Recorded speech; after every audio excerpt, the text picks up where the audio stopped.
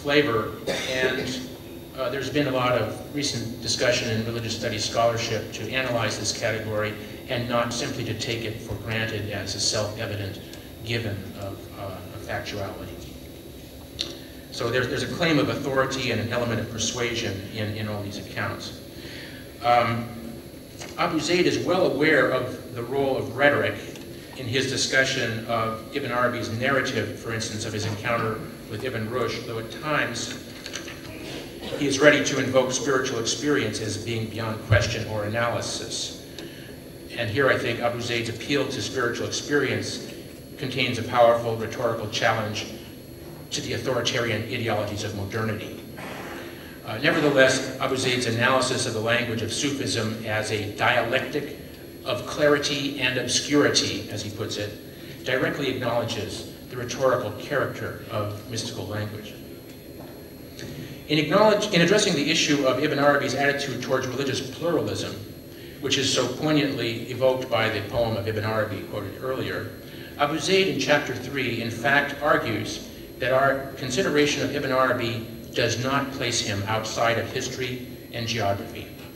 As a counterexample, he mentions the example of Henri Corbin, who maintained that the only means of understanding Ibn Arabi is to become for a moment his disciple, to approach him as he himself approached many masters of Sufism. Corbin further maintained that objective knowledge of Ibn Arabi is impossible, since one only knows the form that Ibn Arabi manifests to the degree of one's spiritual capacity. Abu Zayd agrees up to a point with this reverential attitude, but he is not willing to suspend any relation to time and belief. And in the end, he feels Corbin is too close to Ibn Arabi. One must dive in with comprehension and master Ibn Arabi's language and spiritual experience, but without excessive adoration. And I would add that in the academic study of religion, one should take precisely the same kind of approach to Ibn Arabi as one would to any other religious figure, despite or even because of his reputation as the greatest teacher, Sheikh al-Akbar.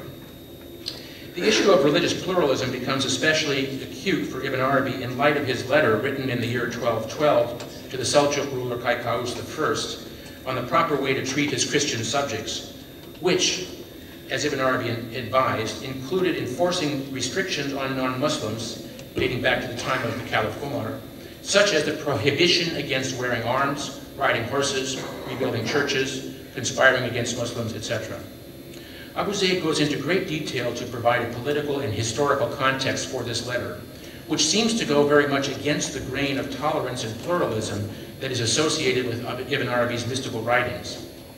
Abu Zayd points out that the departure of Ibn Arabi from Andalus took place in the context of major Christian military campaigns against Muslim authorities, that is, the Reconquista in the Iberian Peninsula and the Crusades in the Eastern Mediterranean. Slightly earlier, Ibn Arabi had advised the Sultan Kai Khosrow to watch out for bad government and corruption, another case of practical political advice.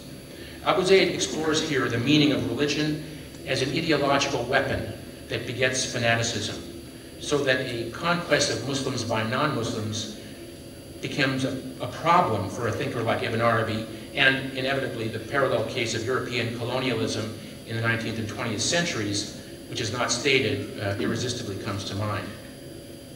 In a similar fashion, Ibn Arabi in the Futuhat, writing before Saladin's conquest of Jerusalem, wrote a testament forbidding the performance of pilgrimage in Jerusalem while it was under the domination of non-Muslims.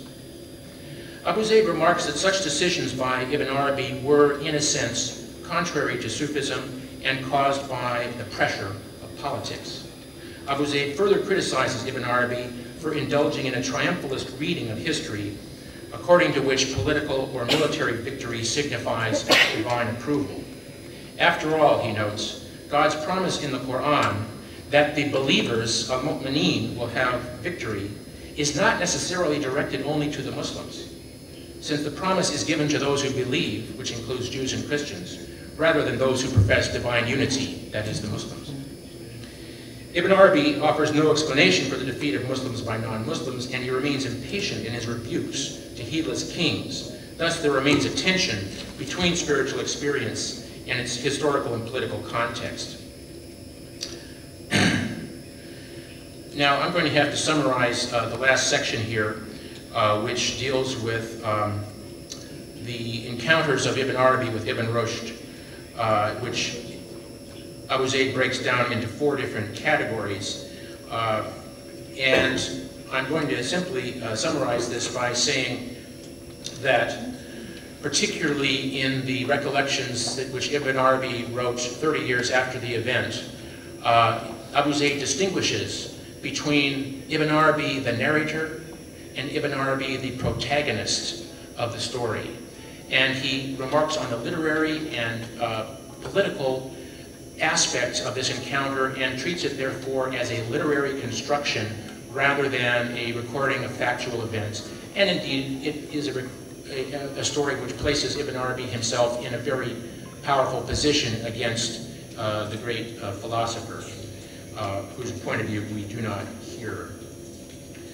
So, to conclude, Abu Zayd himself does not provide a formal summary or conclusion to his book on Ibn Arabi.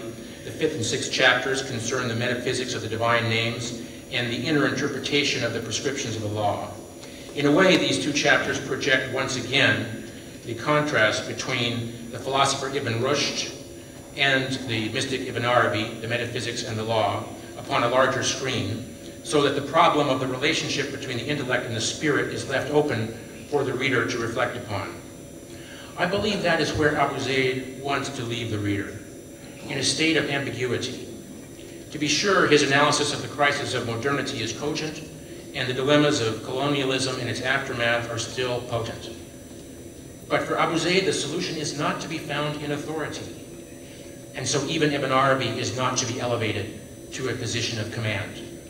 Instead, readers who are capable of picking up the hints will need to take the responsibility on their own, much like the Mahdi's helpers or the disciples of Nietzsche's Zarathustra.